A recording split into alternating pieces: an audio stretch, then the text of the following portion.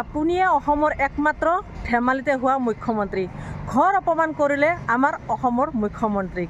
নমস্কাৰ সকলোকে, মোৰ অন্যটি নতুন ভিডিঅ'লৈ আপোনালোকক স্বাগতম জনাইছোঁ। আশা কৰোঁ আপোনালোকে সকলোৱে ভালে আছে।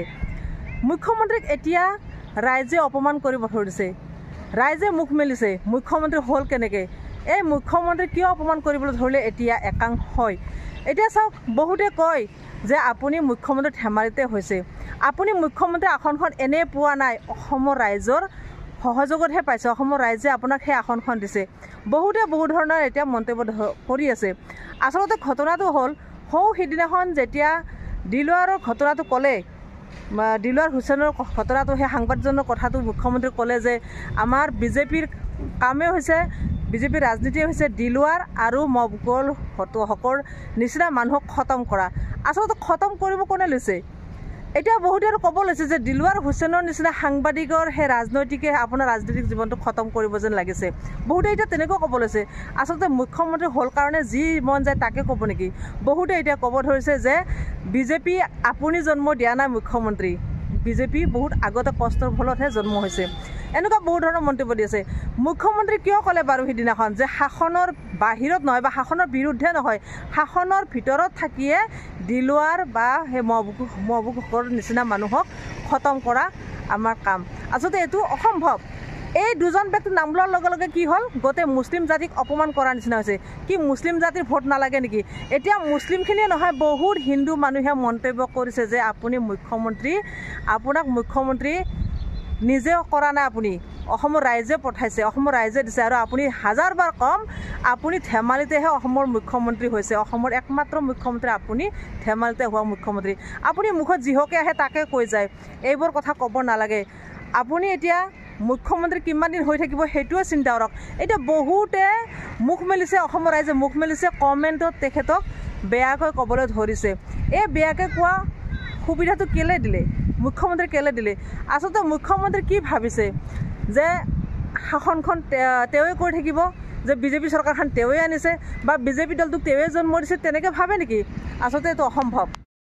মুখ্যমন্ত্ৰীয়ে কৈছে এপেক্স বেংকৰ কোনো দুৰ্নীতি নাই, আৰু দিলৱাৰৰ নিচিনা সাংবাদিকৰ কথা শুনি একাংশই বিশ্বাস কৰিছে যে এপেক্স বেংকত বহুত দুৰ্নীতি আছে। সেইকাৰণে মই ক'ব বিচাৰোঁ যে দিলৱাৰ হুছেইন বা মহবুবৰ নিচিনা এনেকুৱা ব্যক্তিক খতম কৰাটোৱে হ'ল আমাৰ কাম, শাসনৰ বিৰুদ্ধে নহয়, শাসনৰ ভিতৰত থাকি।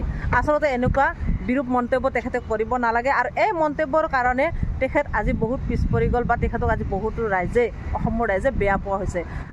দিলৱাৰ হুছেইন এটা নহয় দুটাকৈ কেছত জামিন লাভ কৰিলে, এটা নহয় দুটা কেছ দিছিলে তেখেতৰ ওপৰত, তেখেত জামিন লাভ কৰি আহিল, আৰু তেখেত নিৰ্দোষী বুলি প্ৰমাণো হ'ল। কিন্তু মুখ্যমন্ত্ৰী কি হ'ল, মুখ্যমন্ত্ৰী কি মন্তব্য কৰিছিলে, খতম কৰিব।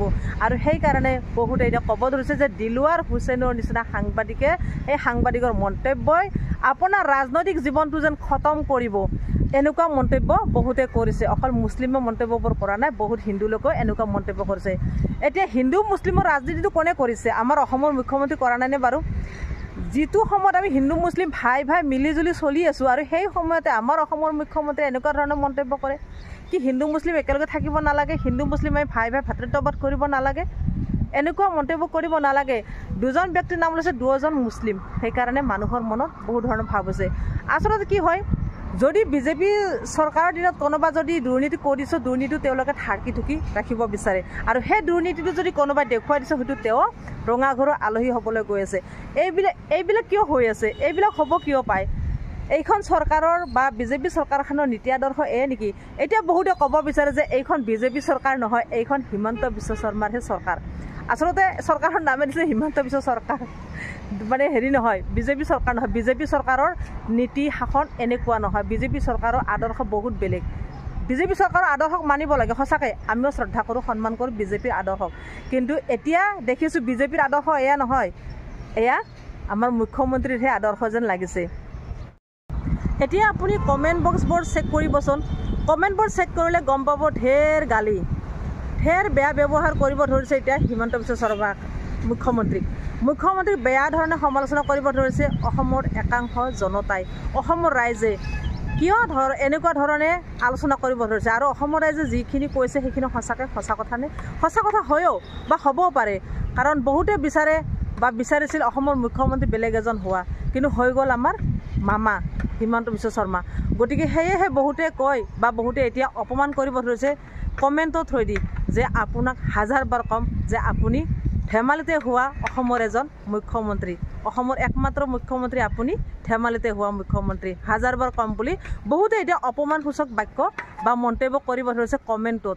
সেয়েহে ক'ব বিচাৰোঁ অসমৰ মুখ্যমন্ত্ৰী যিহেতুকে আপুনি মুখ্যমন্ত্ৰীটো ভাল ধৰণে ব্যৱহাৰ কৰক। মুখ্যমন্ত্ৰী শব্দটো মুখ্যমন্ত্ৰীহীন হৈ নাযাব, মানে বেয়া বা মুখ্যমন্ত্ৰী শব্দটো বেয়াৰ ফালে লৈ নাযাব আপুনি বেয়া ব্যৱহাৰ কৰি পিনে। গতিকে এইখিনি মোৰ ক'বলগীয়া আছিল। আপোনালোকৰ মতামত কি কমেণ্টত জনাব।